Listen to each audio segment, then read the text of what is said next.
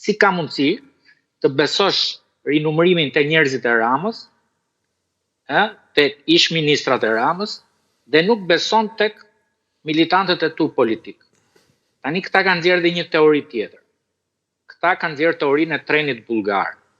Treni bullgar, sipas tyre, tregon që 320.000 shqiptar janë shitur. Pra më shumë se qerek milioni shqiptar kanë shitur shpirtin e tyre për 50 euro, duke futur një votë të mbushur jashtë.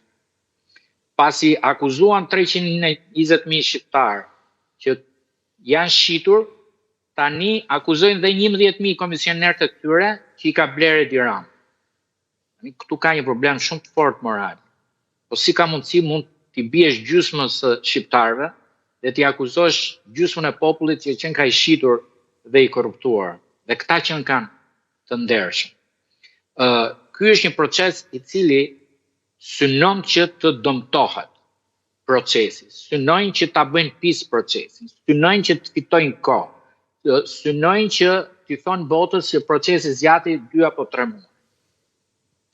Tani unë kam dhe një pyetje tjetër, të cilët ne duhet jemi korrekt me publikun.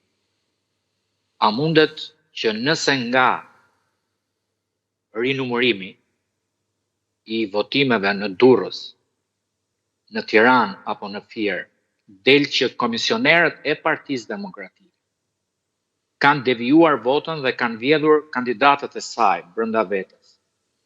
A do njoftohet Brukseli që partia të përjashtohet nga Partitë Popullore, nga PPE-ja, për shkak sepse bandat e saj të trafikantëve kanë kontrolluar votën dhe duhen shpallur terroristë?